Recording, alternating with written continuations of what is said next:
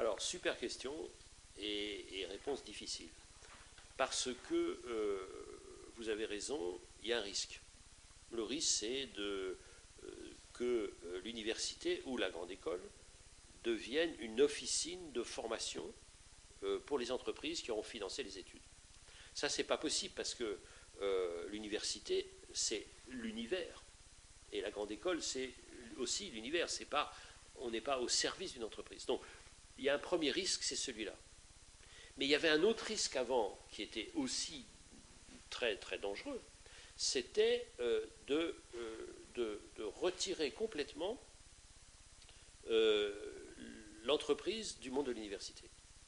Donc, moi, j'ai connu un moment où il était hors de question d'accepter un franc à l'époque, un euro d'une entreprise. Parce que c'était la mainmise de l'entreprise sur l'université.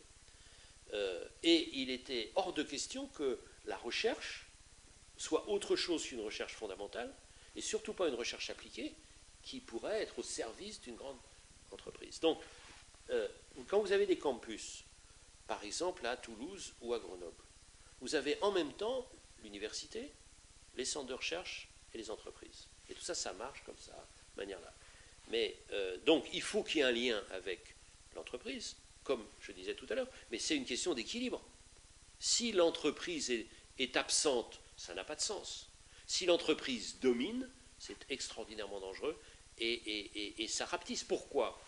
Parce que on sait bien que les techniques changent très très vite et que pour s'adapter à de nouvelles techniques, il faut une culture générale.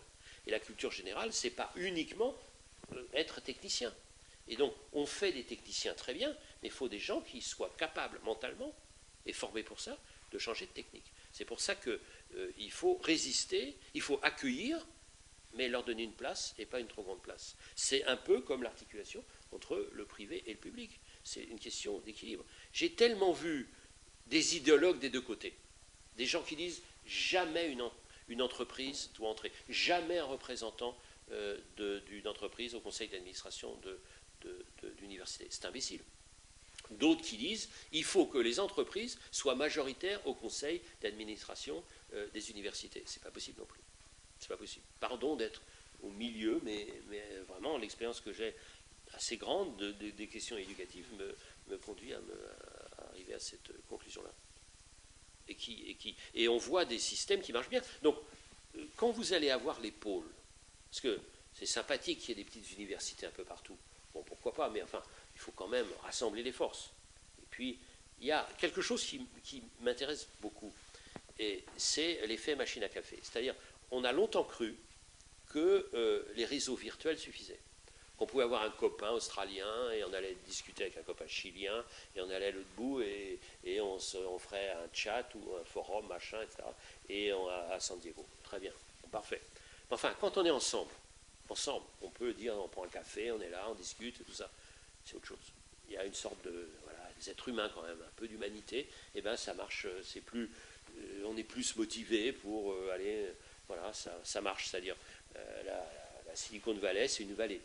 Bon, et puis partout en Chine, je vois des gens, je vais souvent à Tsinghua, ils sont ensemble. Et puis voilà, ils sont ensemble. Donc, et chez nous, à Grenoble, ils sont ensemble. C'est vrai, à Toulouse, ils sont ensemble. Et donc, ça marche mieux quand ils sont ensemble. Donc il y a ce côté-là aussi, c'est-à-dire c'est pas seulement virtuel.